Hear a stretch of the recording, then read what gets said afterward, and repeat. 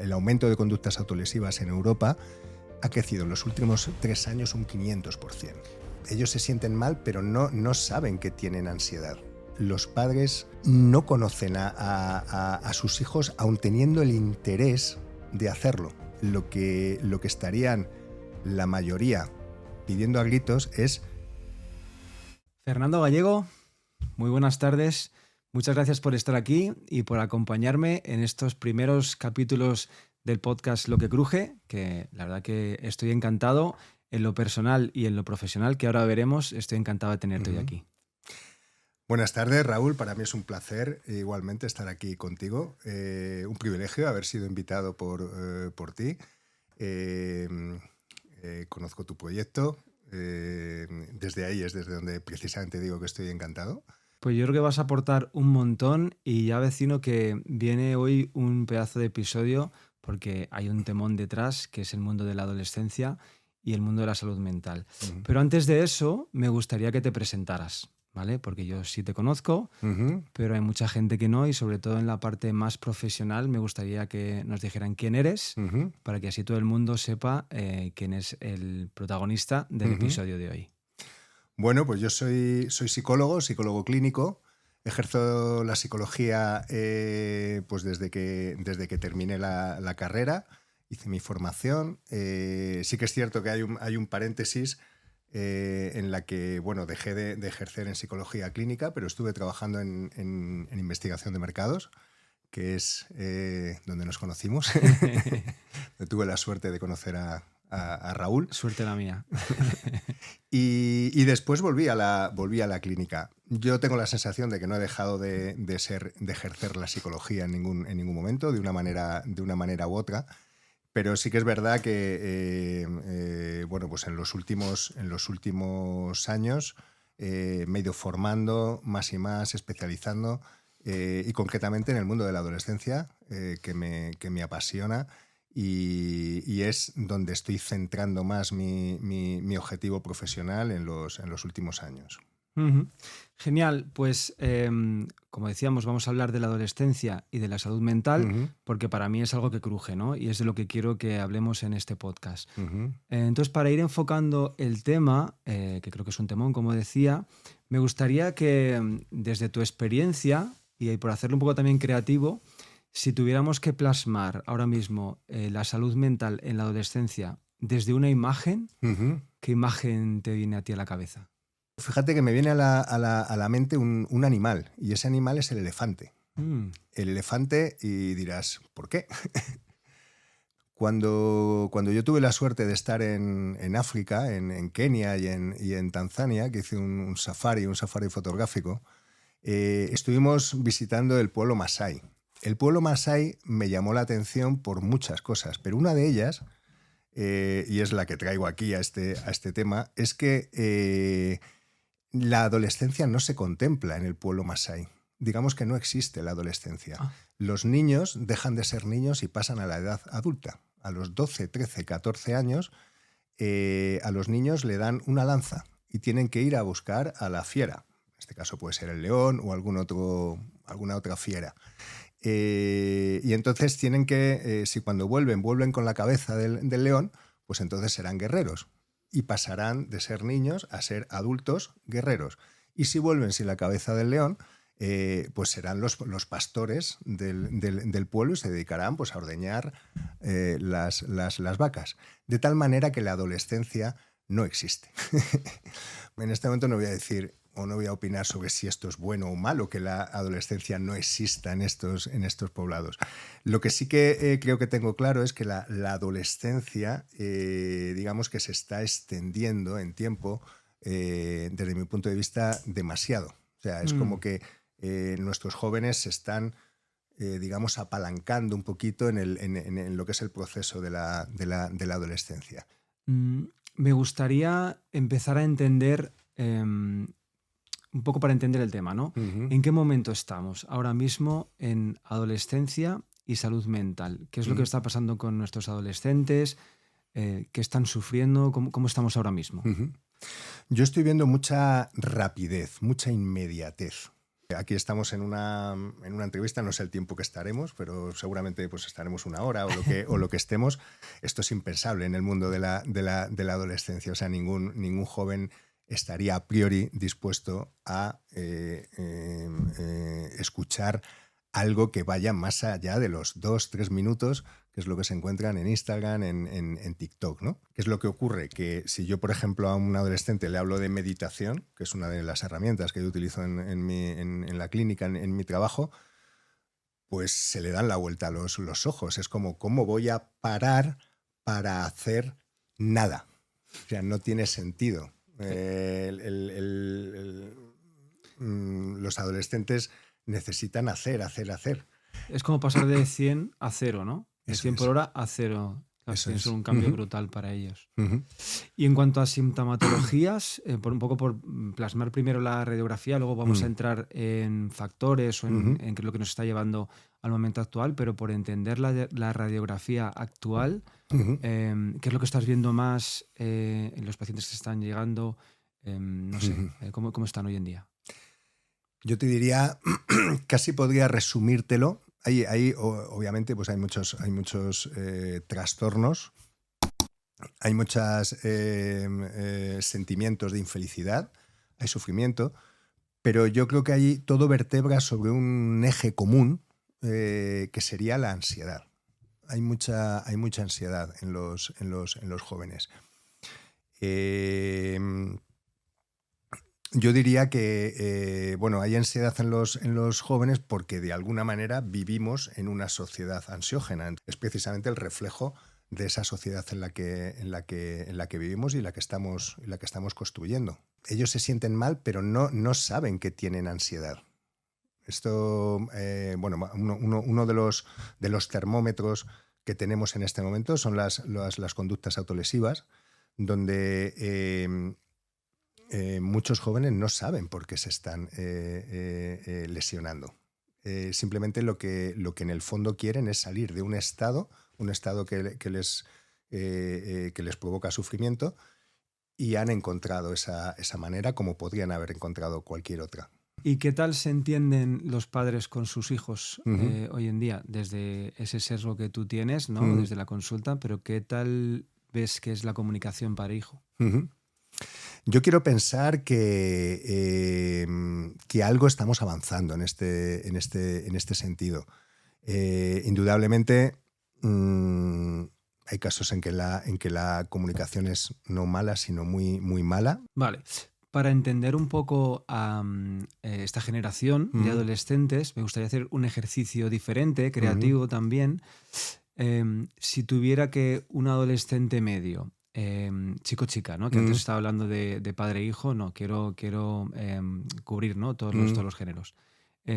Si un adolescente medio tuviera que escribir una carta a sus padres, reflejando un poco quiénes son, cómo se sienten, cómo entienden el mundo, ¿qué crees que leería? Tú que tienes la perspectiva de los padres y los hijos, ¿qué diría en una carta ese adolescente? Pues mira, Raúl, me alegro que me hagas esta pregunta porque es uno de los ejercicios que yo suelo hacer en consulta, ¿no? Yo soy muy de escribir cartas manuscritas, coger el bolígrafo. Yo lo que me encuentro al hilo de esta pregunta es que los padres no conocen a sus hijos aun teniendo el interés de hacerlo, mientras que los hijos no tienen el interés, ¿no? No tienen ese interés, digamos, innato, incluso, de conocer a sus padres, porque son adolescentes y pasan de sus padres, de todas las cosas de sus padres, carcas, retros, este tipo de cosas que sabemos. Pero en el fondo creo que nos conocen mejor que nosotros a ellos, ¿vale? Entonces, en esa carta lo que estarían la mayoría pidiendo a gritos es entiéndeme, ¿vale? Estoy tratando de sobrevivir en una sociedad que me exige muchísimo, El adolescente que se trata de escapar de esa exigencia es probablemente el que se encuentre en un problema de drogadicción, porque digamos que lo que hace es desinhibirse, o sea, escaparse de la presión a la que se encuentra sometido, ¿vale? Entonces, yo creo que el titular de esa carta sería papá, mamá, entendedme. Y al revés, si hiciéramos el ejercicio al revés, ¿qué contaría una carta de unos padres a su hijo o hija adolescente? Es que aquí yo creo que se da como una paradoja, y es que como los padres ya hemos sido adolescentes, Ya. creemos que sabemos de la adolescencia cuando no tenemos ni puñetera idea, porque la adolescencia que están viviendo ahora nuestros hijos no era nuestra adolescencia. Entonces ahí es donde ellos reivindican una realidad, que es que esto realmente es así. O sea, yo no he sido nunca padre, con lo cual nunca tendría la osadía de atreverme a decir que me conozco tu mundo. Simplemente no me interesa o paso, ¿vale? Pero nosotros los padres sí que hacemos sí que cometemos este error, ¿no? Pues vamos a tratar de entender un poco este mundo desde los diferentes factores que puedan estar incidiendo en la salud mental de los adolescentes. Hay diferentes factores y si quieres podemos ir viendo uno a uno. Creo que el primero podría ser las redes sociales, mundo virtual. ¿Qué rol tienen las redes sociales? ¿Cómo están impactando en los adolescentes? ¿Cómo las viven ellos? Claro, es que decir redes sociales en este momento es como decirlo todo. O sea, si no estás en las redes sociales, eres un friki. A mí hay una frase que me gusta mucho, que estoy utilizando últimamente, que es que estamos sufriendo las armas de distracción masiva. ¿No? Nos preocupamos mucho por las armas nucleares que tienen los dirigentes políticos, ¿no? Cuidado que vienen los misiles nucleares, ¿no? Pero yo creo que hay armas mucho más peligrosas, que son las de distracción masiva. No tenemos esa posibilidad de abrir, ¿no? De irnos a la biblioteca, a buscar en la enciclopedia, ¿no? Es como más pasivo que activo, ¿no? Absolutamente. Y yo creo que ahí tenemos una de las claves, ¿no? ¿Qué le pasa al cerebro cuando está en modo pasivo? Pues que está tirando más de sistema límbico que de córtex cerebral, ¿no? Entonces ahí pues la creatividad se ve mermada. Yo creo que es un secuestro. En las redes sociales es, digamos, una forma de que nuestros adolescentes estén capados. ¿Y qué impacto tiene eso en su salud mental? Pues fundamentalmente ansiedad, de nuevo. O sea, no hay tiempo para procesar todo aquello, toda esa información que están recogiendo. Entonces, el cerebro humano necesita ese tiempo para procesar toda esa información y tener la oportunidad de escoger, seleccionar lo que en realidad me vale, me sirve, me gusta, ¿no? Y lo que no. Ten en cuenta que desde este punto de vista, ellos no, yo me atrevería a decir que no son capaces, ¿no? de poder descubrir qué es lo que realmente les gusta o no. Hay una cosa también que a mí me preocupa últimamente, que es esto que decías, que ellos no pueden no estar en redes sociales, tienen que estar sí o sí, pero a su vez tienen que estar como muy constreñidos en cómo están ahí porque hay 1000 ojos que les están viendo. Nosotros cuando éramos chavales, las cosas que hacías las veían tus amigos, pero no las veían miles y miles de personas. Entonces, tienen que estar ahí, pero siempre como muy presionados también por quién te está viendo y por la presión que te pueda llegar ahí, ¿no? Claro, No sé. y lo que está opinando quien te está viendo. O sea, si me dan like o no me dan like, ¿no? Hay un capítulo maravilloso, que no sé si viste, de Black Mirror, donde, digamos, llegamos a una supuesta sociedad futura, que yo no la veo tan futura, y eso es lo que me preocupa, donde todo, cualquier contratación de trabajo, cualquier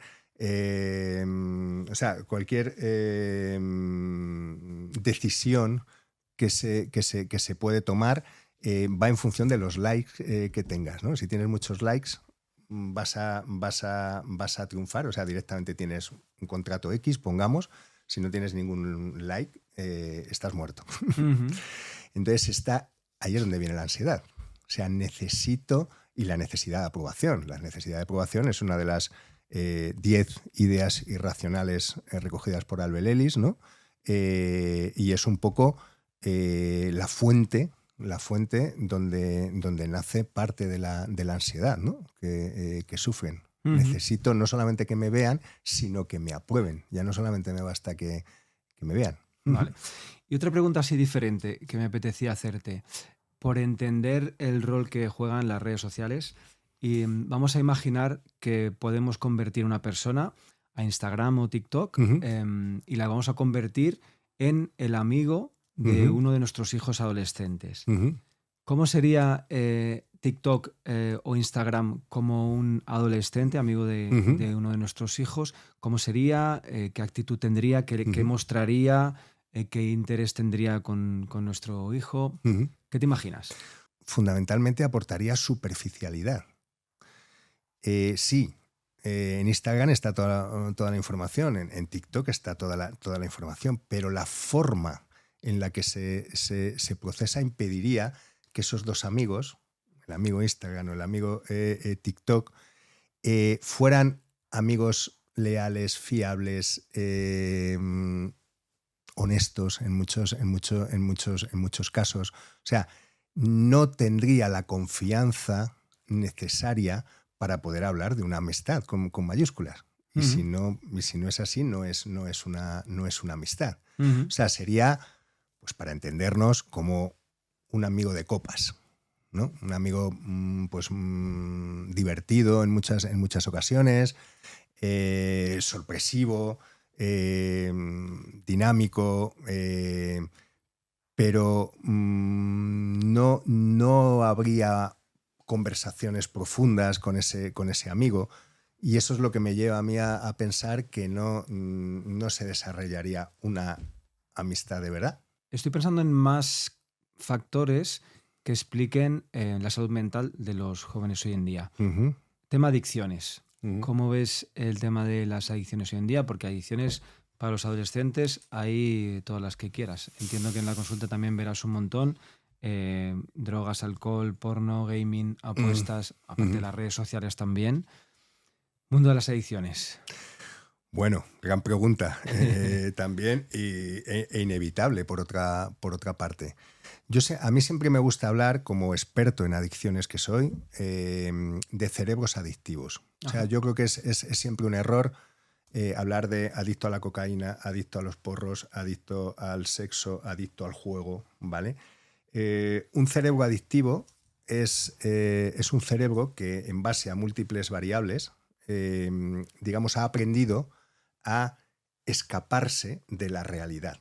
Hay una pregunta en el test de ideas irracionales de Albert Ellis, al que he hecho alusión anteriormente, que, si no recuerdo mal, explícitamente dice: ¿cree usted que la gente con más problemas es menos feliz? Y yo te puedo decir que el 90% de las personas me contestan que sí. ¿Vale? Bueno, no, esto en realidad no es así. O sea, se trata de aprender a saber afrontar nuestros problemas y atravesarlos, ¿no? Porque problemas siempre va a haber, ¿no? Considerar que soy menos feliz porque tengo muchos problemas, ahí es donde estamos anclados erróneamente, ¿no? Y los adolescentes los sufren especialmente. Había una frase, no sé si era de Winston Churchill, y tengo muy mala memoria, pero que decía algo así como: no me des problemas pequeños, sino dame espaldas fuertes, ¿no? para Correcto, todo esto. Correcto. Y en tema de las adicciones, ¿de qué ves que están? Porque entiendo por lo que estabas diciendo que al final son una vía de escape, ¿no? Para un cerebro que quiere escapar, ¿no? Que quiere anestesiarse de alguna manera de la realidad que están viviendo. No sé si hay algo diferente de lo que estábamos hablando antes, de qué quieren escapar los adolescentes. ¿De qué quieren escapar? Quieren escapar del sufrimiento. El Buda, hace 2500 años, nos trataba de enseñar a manejar el sufrimiento. El sufrimiento siempre va a estar ahí. De alguna manera estamos entendiendo erróneamente que la sanación está en la ausencia de dolor, ¿no? Yo digo, bueno, no lo digo yo, lo decía el Buda también, que el dolor es inevitable, el sufrimiento es opcional, ¿vale? Entonces, cuando no estamos preparados desde la educación, desde desarrollar esos valores fuertes para atravesar el sufrimiento, la opción que nos queda inevitablemente es escapar, huir, abandonando así la única posibilidad que tenemos de crecer. Claro. Porque es chocándose contra las cosas cuando uno aprende, ¿no? Claro. En la vida. ¿Son peores hoy los adolescentes lidiando con el sufrimiento? Peores, entiéndeme, o sea, ¿se les da peor? Yo te diría que rotundamente sí. Rotundamente sí. O sea, de alguna manera, en nuestra generación y generaciones anteriores, hemos aprendido mejor a lidiar con el sufrimiento. Es más, yo diría que incluso entendiendo que es ahí donde está el crecimiento y el aprendizaje. No hay otra manera de hacerlo. ¿No? Es... Will Smith le hicieron una entrevista muy graciosa en la que él hacía un skydive, un salto al vacío en Dubái, y él concluía, él decía que lo pasó fatal el día anterior pensando en que se tenía que lanzar de un avión a 4.000 metros de altura. Yo he vivido esa experiencia y realmente se pasa mal, sobre todo cuando se abre la puerta del avión, porque siempre nos han dicho desde pequeños, cuando nos hemos montado un avión, la despresurización del avión, y de repente ves que el avión abre la puerta y que el siguiente paso es que tú vas, ¿no? Él decía en esta entrevista que Dios pone todo lo bueno al otro lado del miedo, ¿vale? Cuando hay miedo de enfrentarme a mis responsabilidades, a todo aquello que me va a hacer crecer en definitiva, y no lo hago, al final lo que se genera es un sufrimiento añadido por no haber dado ese salto, en este caso, ¿no?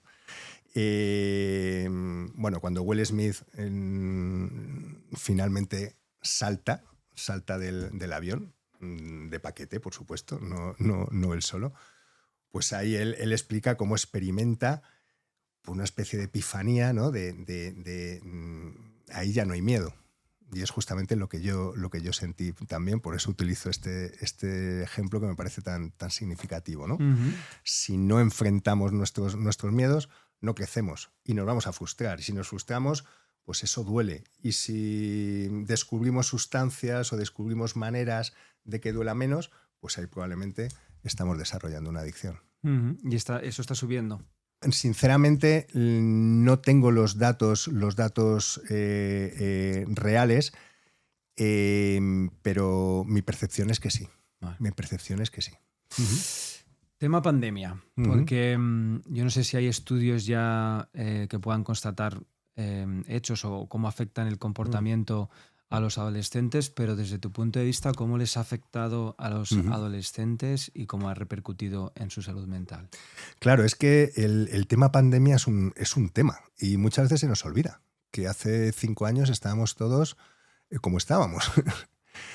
En este sentido yo te contestaría de una manera muy, muy, muy rotunda, y es que en función de cómo estábamos cada uno de nosotros, de nuestra cultura, de nuestros aprendizajes, de todas las variables intrínsecas y extrínsecas, la pandemia nos ha hecho crecer o nos ha hecho ir en picado hacia abajo. No ha dejado indiferente a nadie.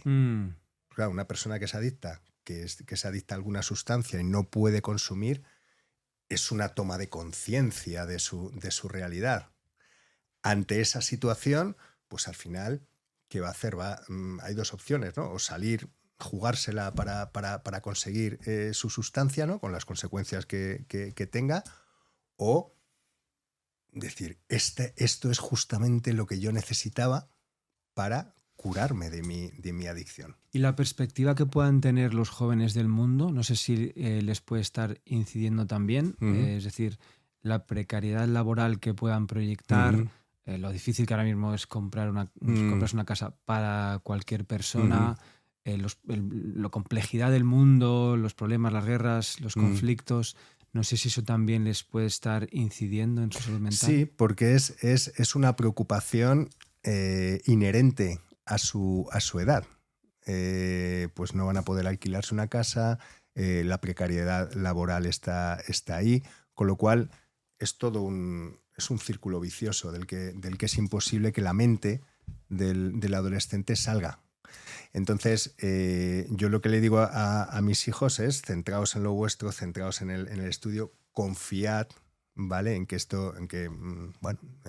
va a poder hacer, porque realmente si levantas la vista del cuaderno o del TikTok o del Instagram y ves la realidad, es realmente espeluznante. Yo lo que me preguntaba también es cómo les puede afectar a ellos a su propia identidad, ¿no? O a su propia autoestima en un momento en el que se están configurando, ¿no? Que es en la adolescencia y están pasando por todos estos problemas que vemos, por un mundo como está ahora mismo. ¿Cómo les puede afectar en este Claro, sentido? cuando hablamos en autoestima, que en psicología moderna cada vez hablamos menos de autoestima y más de autoaprecio, y esto es algo que me encanta, ¿vale? Genial. Claro, la autoestima viene, por la propia definición de autoestima, viene dada por la comparación con el otro. ¿Qué es lo que ocurre? Que esta problemática afecta a todos. O sea, yo diría que incluso no es un problema de autoestima. O sea, no les va a afectar a su autoestima porque es algo que es igual para todos. O sea, que es una realidad social que todos sufren, lógicamente en función de la situación de cada uno, de una manera u otra, ¿vale? Pero que es algo que es como que no es suyo. Vamos al futuro entonces. ¿Cómo ves el futuro de la salud mental en los adolescentes? Así en general, ¿eres optimista? Yo quiero pensar que bien, Raúl. Yo, de una manera muy, muy espontánea y no sé si un poquito loca, me gusta decir que pertenezco a un colectivo, que aquí ya no hablamos de gente adulta o gente adolescente, que es la revolución silenciosa. Yo soy meditador y en base a ello tengo, mis hijos son meditadores, o al menos en teoría, al menos intento que lo sean. Por supuesto, la práctica totalidad de mis pacientes intento que sean meditadores, ¿vale? Y desde ahí, pues claro que tengo una gran esperanza, ¿no? En lo que supone los cimientos de la meditación, que es parar, stop, para, toma una respiración, observa y después pasa a la acción. Y solamente así, ¿vale? Todo lo que no sea así, pues va a ser dejarnos llevar un poco por la inmediatez y por la rapidez a la que hemos venido haciendo alusión a lo largo de esta entrevista. Pues mira, a lo mejor podríamos terminar el capítulo de hoy haciendo un poco de meditación o guiando en esta práctica para también ponerlo en práctica, ¿no? Pues qué mejor manera, de terminar que practicando, ¿no? Yo siempre digo que no hay nada más práctico que una buena teoría, pero para ponerla en práctica. Ahora lo ponemos en práctica. Me gustaría repasar alguna solución más, porque es verdad que nos metemos muy a fondo en cada una de estas temáticas que vamos tratando, pero no me gusta tampoco ser como muy agorero, ¿no? Como decíamos antes. Me gustaría saber qué más soluciones ves tú, qué más herramientas, de qué más manera se puede gestionar la salud mental de los adolescentes. Bueno, yo aquí incidiría en dos puntos. Uno de ellos es conocimiento. O sea, realmente tener conocimiento de lo que está pasando y, por supuesto, en el mejor de los casos, de las soluciones a lo que está pasando. Yo hace unos meses estuve en un congreso internacional sobre conductas autolesivas. Me invitaron a este congreso. Y ahí, a mí me invitaron para que yo aportase, pero en realidad, al margen de lo que yo pudiera aportar, lo que ocurrió es que me llevé una información, iba a decir devastadora, ¿no? Es que realmente es como lo siento, ¿no? Intento no perder el hilo de tu pregunta, porque quiero ir ahí. Las conductas autolesivas hay un gran desconocimiento, ¿vale? En este congreso el dato que nos dieron es que el aumento de conductas autolesivas en Europa ha crecido en los últimos 3 años un 500%. Esto es una barbaridad.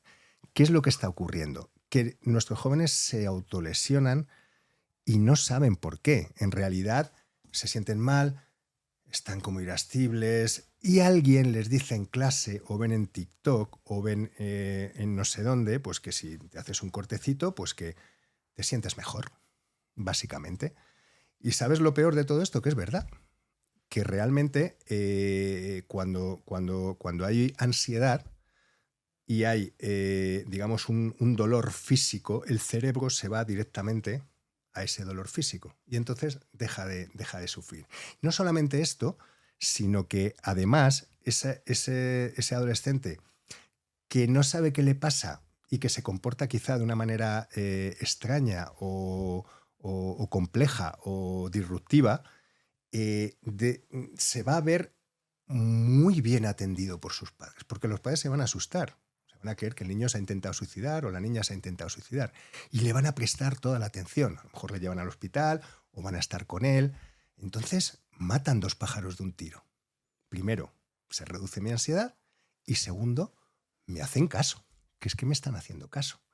Entonces, respecto a tu pregunta, que parece que me estoy yendo, pero espero que no, es desconocimiento. O sea, que lo primero es conocer qué es lo que está pasando, ¿sí? Ajá. No, te iba a decir que, claro, por otro lado, lo que se está generando también es una adicción, porque Correcto. Es verdad lo que tú dices, ¿no? O sea, el cerebro no puede sentir 2 cosas al mismo tiempo.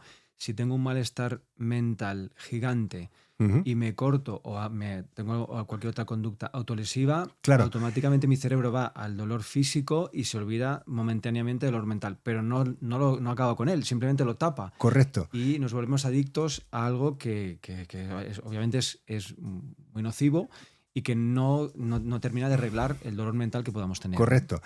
He apelado a las conductas autolesivas porque sé precisamente que hay este desconocimiento. El tomarme 4 cervezas un viernes cuando salgo de trabajar, eso lo conocemos todos, ¿no? Igual que las cervezas, pues el resto de sustancias, ¿no?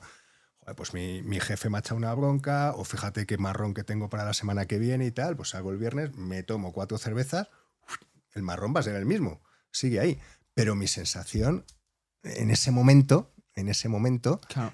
es de escaparme de mi sufrimiento, ¿no? Esto correlaciona con lo que hemos venido diciendo antes, ¿sí? Claro, lo que pasa es que, bueno, tomarte 4 cervezas, todo depende, ¿no? Pero si es controlado y tal, en un momento dado, pues te puede servir. Sí, no, lo pongo como ejemplo. El otro día escuchaba, por ejemplo, en la radio gente que tiene pues una timidez extrema y que muchas veces han utilizado el alcohol para poder relacionarse con chicas, por ejemplo, ¿no? Cuando éramos chavales en las discotecas y tal. Sí, esto lo hemos hecho todos. Yo también lo he hecho y no está mal, quiero decir.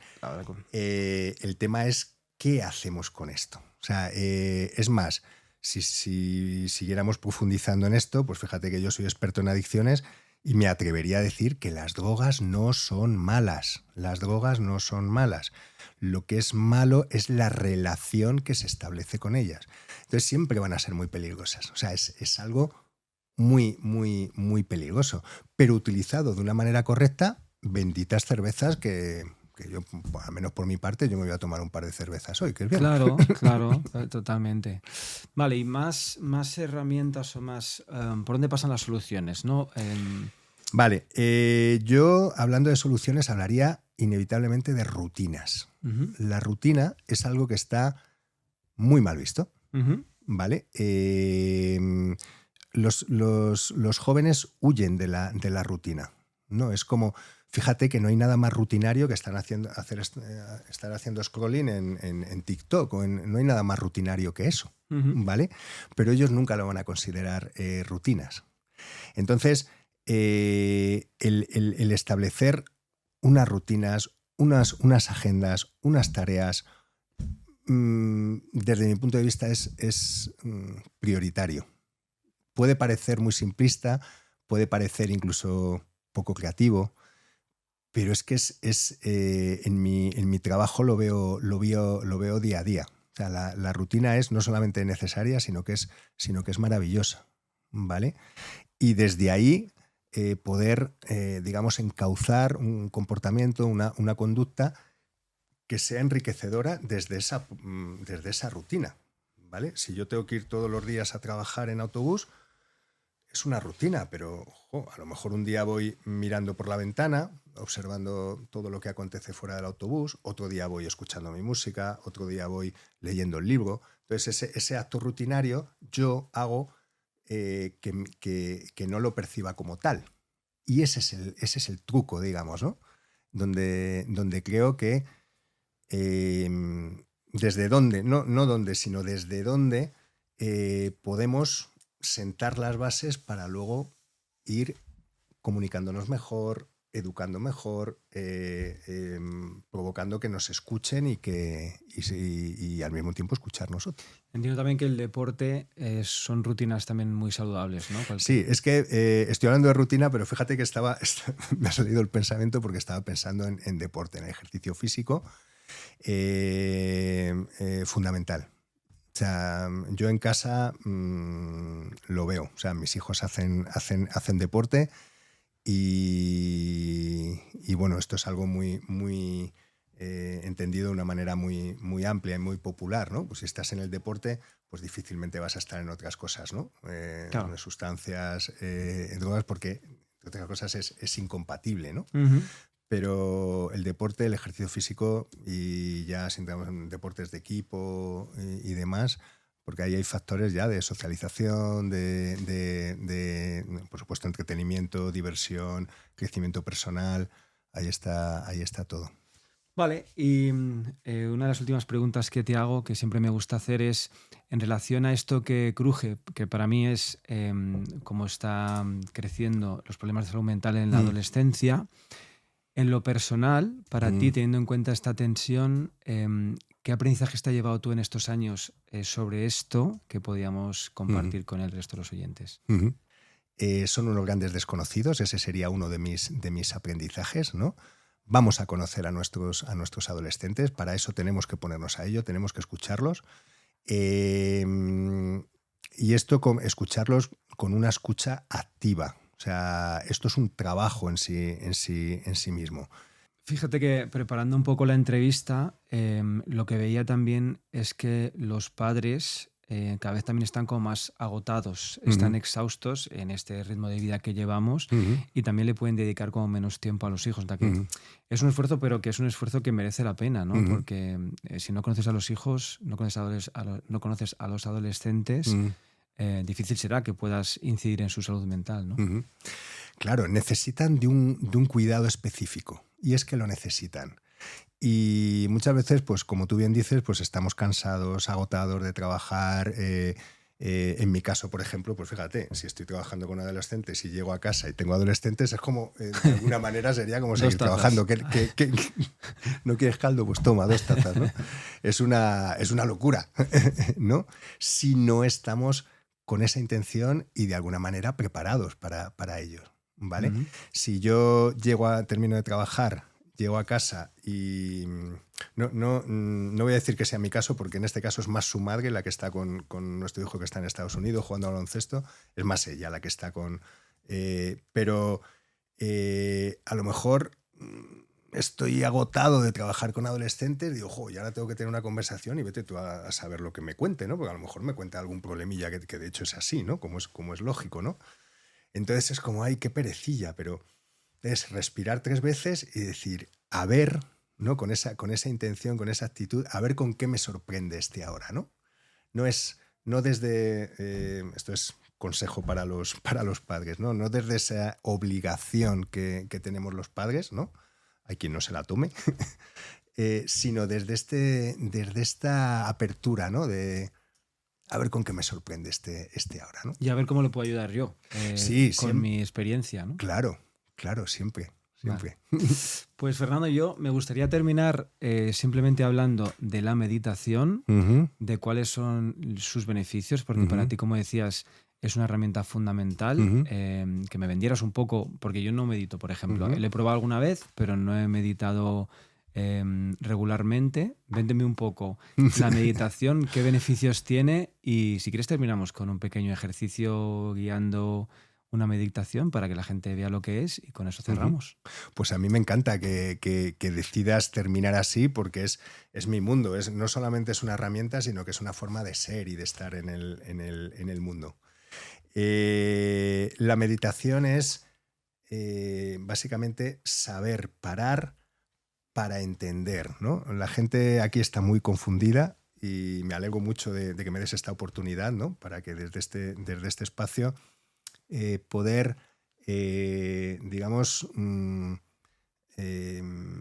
solventar algunas dudas que me encuentro en el día a día, ¿no? Meditar no es dejar la mente en blanco, eso es imposible. Por la naturaleza del cerebro humano, el cerebro humano siempre va a estar activo. Lo que pasa es que está activo a través de la red neuronal por defecto, que se denomina.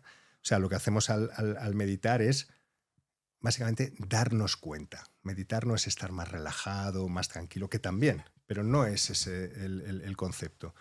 Cuando yo medito, me doy cuenta. ¿De qué me doy cuenta? Pues de que mi red neuronal por defecto está muy activa por todo lo que hemos ido viendo en esta entrevista.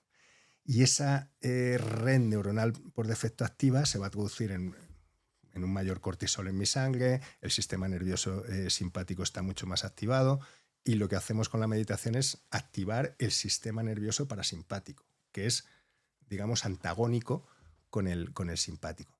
De esa manera, empiezo a tener pues una serie de beneficios que tienen que ver con un mayor nivel de atención, una regulación emocional, un mayor autoconocimiento, ¿vale?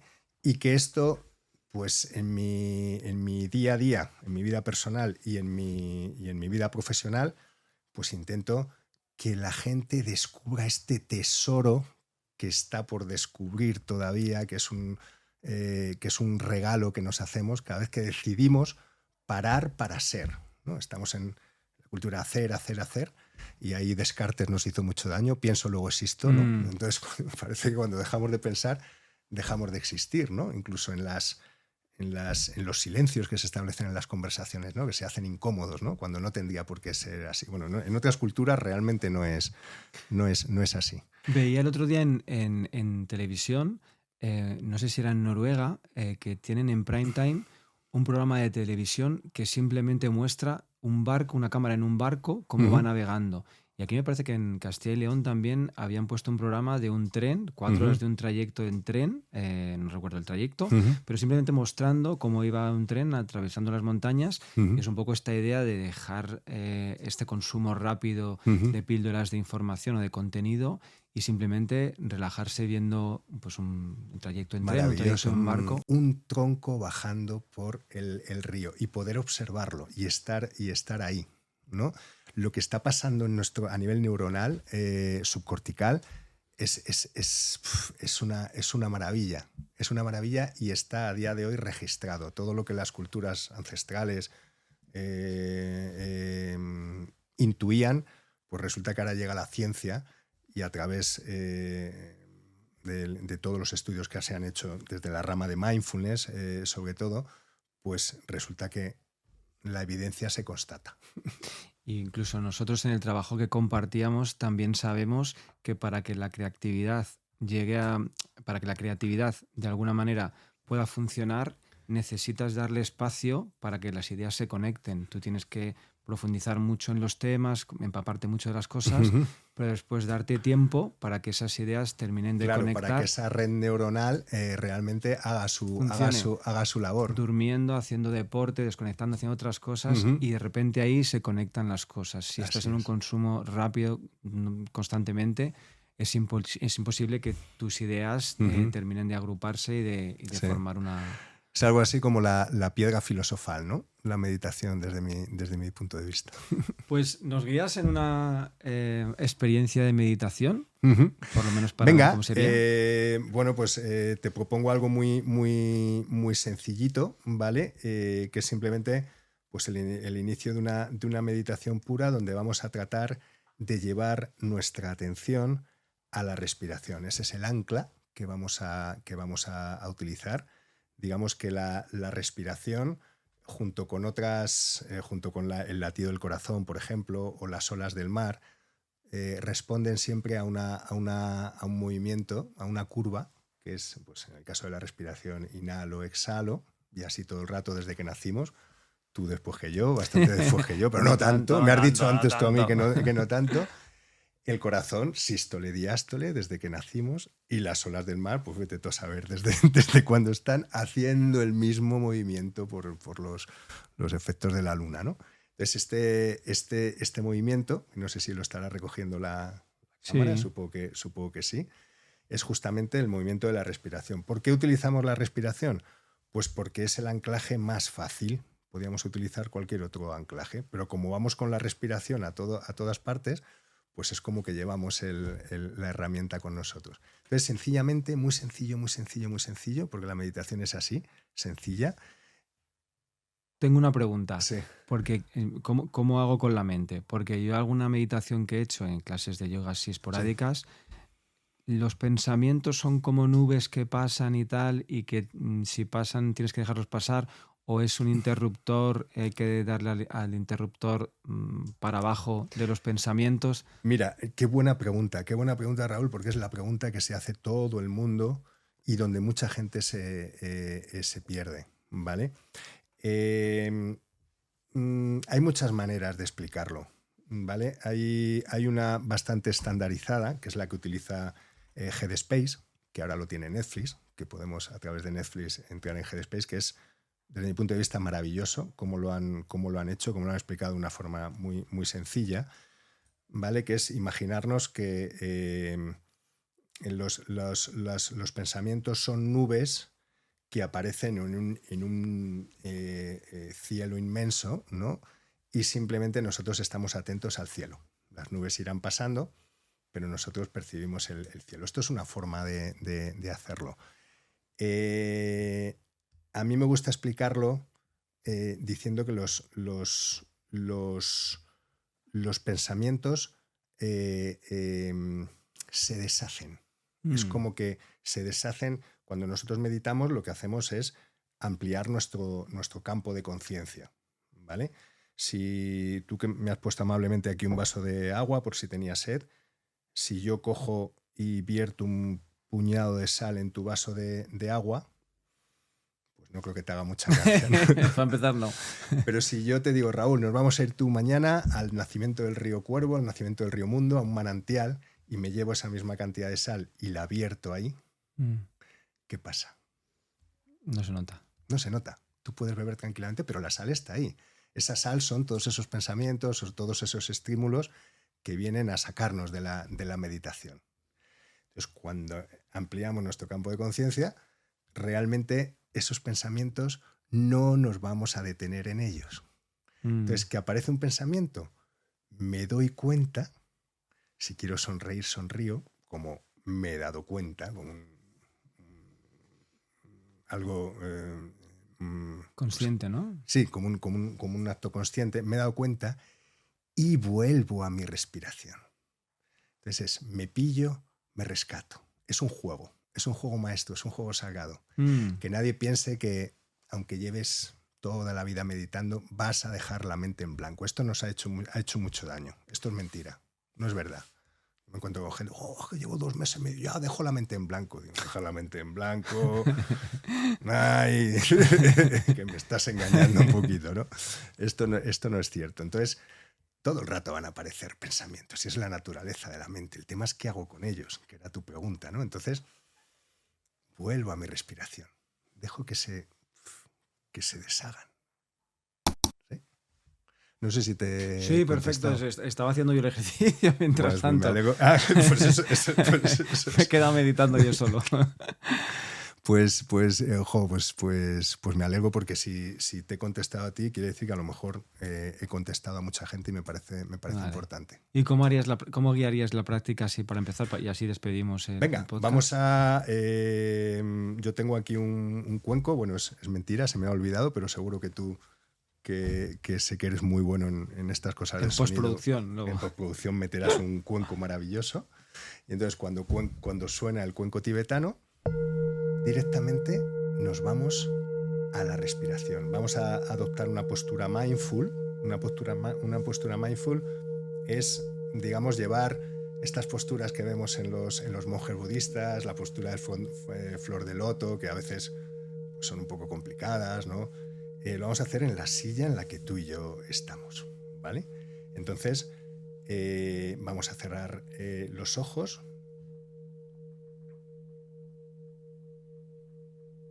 Y vamos a respirar normalmente. No tenemos que hacer nada en absoluto con nuestra respiración. Sencillamente la vamos a observar.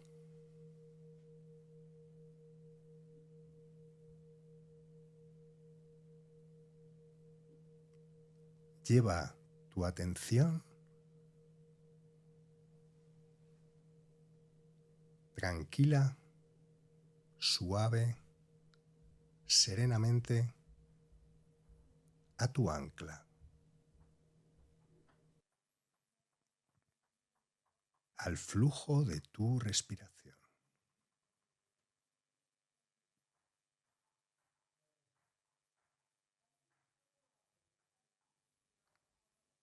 En este momento presente, has de hacer exactamente nada. Tan solo contemplar, tranquilo y atento como una rana, tu respiración.